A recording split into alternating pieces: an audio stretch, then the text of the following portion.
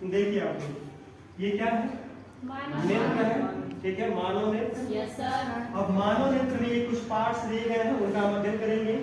तो पहले आप देख सकते हैं जो नेत्र है, ये नेत्र का सबसे ऊपर का ये मतलब आगे का उभरा हुआ भाग है।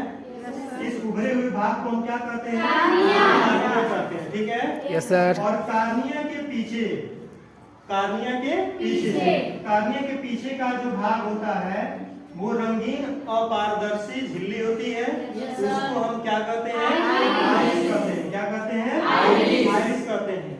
अब आइरिस, ये जो आइरिस है, आइरिस के बीचों बीच एक छिद्र होता है, गोल छिद्र। उस छिद्र को हम क्या कहते हैं, पुतली कहते हैं, ठीक है। और पुतली का काम होता है प्रकाश की मात्रा को नियंत्रित करना। मतलब कि अगर आप प्रकाश में होते हैं तो उस समय पुतली छोटी हो जाती है, और अंधकार में होते हैं तो पुतली बड़ी हो जाती है, ताकि उसमें प्रकाश की नियंत्रित मात्रा ही जा पाए। अब इसके पीछे जो आप ये हिस्सा देखेंगे, यहाँ पर जलीय द्रव है। क्या है, जलीय द्रव, जिसका अपवर्तनांक होता है 1.336। इसके अलावा इसको हम कहेंगे नेत्र लेंस। क्या कहेंगे, नेत्र लेंस। और ये जो नेत्र लेंस होता है ये उत्तल लेंस की तरह होता है, यानी कि अभिसारी होता है। इससे जो प्रतिबिंब बनेगा ये वास्तविक उल्टा कैसा बनेगा, उल्टा बनेगा। इसके पीछे का हिस्सा, लेंस के पीछे का हिस्सा जो होता है, इसकी वक्रता त्रिज्या मोटी होती है, और जबकि आगे का जो हिस्सा होता है वो बड़ा होता है। समझ में आया? ये जो लेंस है इस मांसपेशियों से टिका रहता है, जिस मांसपेशी को कहते हैं मांसपेशियां या पक्षनाभि पेशियां। इनका काम क्या होता है कि फोकस दूरी को घटाती हैं और बढ़ाती हैं, यानी कि समंजन करने का काम करती हैं। अब इधर का हिस्सा अगर देखें, इधर का जो सबसे ऊपर का हिस्सा है वो कहलाता है दृढ़ पटल। क्या कहलाता है, दृढ़ पटल। ये श्वेत होता है। कैसा होता है, श्वेत होता है और अपारदर्शी होता है, मतलब प्रकाश इससे होकर के नहीं जा सकता है। अब इसके पीछे का जो हिस्सा होता है, जो आप डार्क में देख सकते हैं, ये काले रंग की एक झिल्ली होती है जो दृढ़ पटल के पीछे होती है, ठीक है। काले रंग की झिल्ली जिसको कहते हैं कोराइड। क्या कहते हैं, कोराइड। और इसका काम होता है जो प्रकाश इसके अंदर जाता है उस प्रकाश को शोषित करना और इसके अंदर होने वाले परिवर्तन को क्या करना, रोकना, यानी कि आंतरिक परिवर्तन को रोकना है। और इसके पीछे का जो हिस्सा होता है वो एक पारदर्शी झिल्ली होती है, और उस झिल्ली को कहते हैं रेटिना या दृष्टि पटल। जो प्रतिबिंब बनता है वो रेटिना पर ही बनता है। कहाँ बनता है, रेटिना पर बनता है।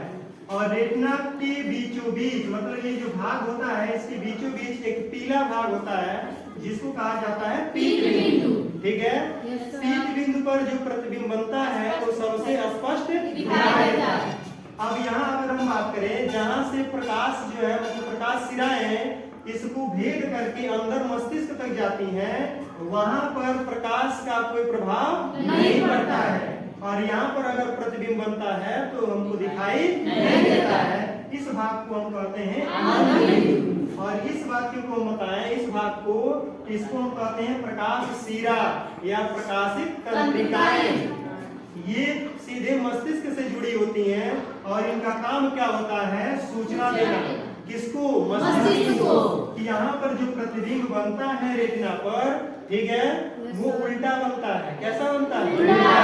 इसके कारण, इस लेंस के कारण जो प्रतिबिंब बनता है वो उल्टा बनता है। अब कैसा प्रतिबिंब बना है इसकी सूचना कौन देता है, प्रकाश सिरा।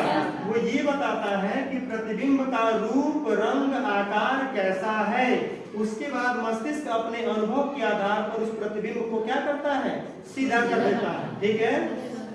तो अगर कोई वस्तु रखा गया है तो उसका प्रतिबिंब बनेगा, तो यहाँ से प्रकाश सबसे पहले कहाँ जाएगा, कार्निया।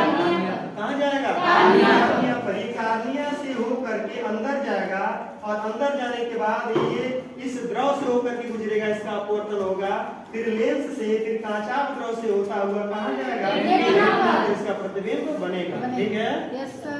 इसमें आपको देखना ये है कि इसका जो अपवर्तनांक होता है, जलीय द्रव का अपवर्तनांक जो होता है वो 1.336, और कांचाप द्रव का जो अपवर्तनांक होता है वो भी 1.336 होता है। लेकिन अगर हम लेंस की बात करें तो इसका अपवर्तनांक होता है 1.44।